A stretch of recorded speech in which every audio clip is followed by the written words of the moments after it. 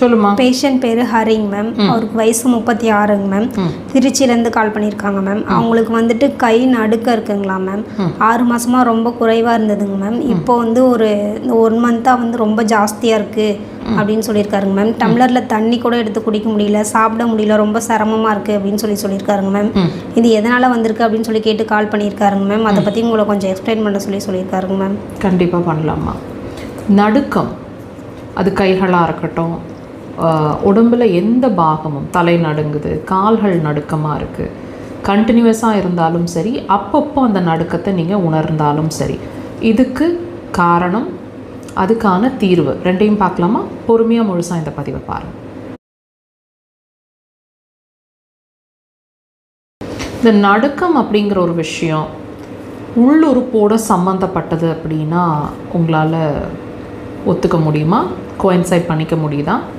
அதுதாங்க உண்மை. இப்போ நம்ம என்ன நினைக்கிறோம், நடுக்கம் அப்படின்னா அது நரம்பு சம்மந்தமான பிரச்சனை, அது மாதிரி தான் நமக்கு சொல்லப்பட்டிருக்கு. நம்ம அது மாதிரி தான் திங்க் பண்ணிகிட்ருப்போம் இல்லையா?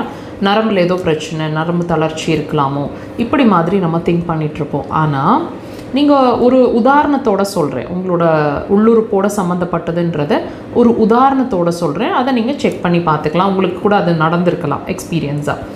இப்போது நல்ல பசியில் இருக்கீங்க, நிறைய பசி, ரொம்ப அதிகமான பசி, ஒரு 2 நேரம் உங்களால் சாப்பிட முடியாத நிலை, ஆனால் நல்ல பசியில் இருக்கீங்க.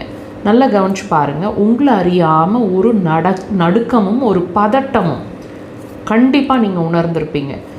பசி மீறி போனவங்க, பசியில் இருக்கிறவங்கெல்லாம் இந்த ஃபீலிங்கை கண்டிப்பாக ஒரு தடவையாவது கம் அக்ராஸ் பண்ணியிருப்பீங்க. அப்போது அந்த நடுக்கத்துக்கும், நாங்கள் அக்குபஞ்சரில் இது அப்படி தாங்க அணுகிறோம், இரைப்பைக்கும் சம்மந்தம் இருக்குது. ஸ்டமக்குக்கும் நடுக்கத்துக்கும் சம்மந்தம் இருக்குமா? அதுதாங்க 100% உண்மை. நீங்கள் இதை வந்து நரம்பு சம்மந்தப்பட்ட விஷயம் அப்படிங்கிறதெல்லாம் தாண்டி இப்போ நான் சொல்கிற விஷயங்களை வாட்ச் பண்ணி பாருங்கள். அப்போ உங்களுக்கு புரியும்.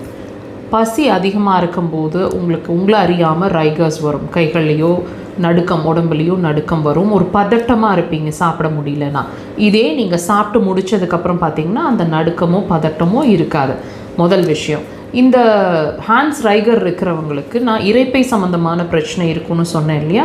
வேறு என்ன மாதிரி இருக்குன்னா, டெஃபினட்டாக எப்பவுமே ஒரு ஸ்ட்ரெஸ்ஃபுல்லான ஃபீலிங்லேயே இருப்பாங்க. எல்லாமே நல்லா இருந்தாலும் ரொம்ப இறுக்கமாக, மன இறுக்கத்தோடையே இருப்பாங்க. முழங்கால் வலி இருக்கும், மேல் முழங்கால் முட்டி வலி சொல்லிகிட்டே இருப்பாங்க. அது மட்டும் இல்லைங்க, பாடியில் ஹீட் டெம்பரேச்சர் ஃப்ளக்சுவேஷன்ஸ் இருந்துகிட்டே இருக்கும். எப்பவுமே ஒரு இறுக்கமான பர்சனாக இருப்பாங்க. வாட்ச் பண்ணி பாருங்கள். இதுக்கும் உங்களோட இரைப்பை, கை நடுக்கத்துக்கும் இரைப்பைக்கும்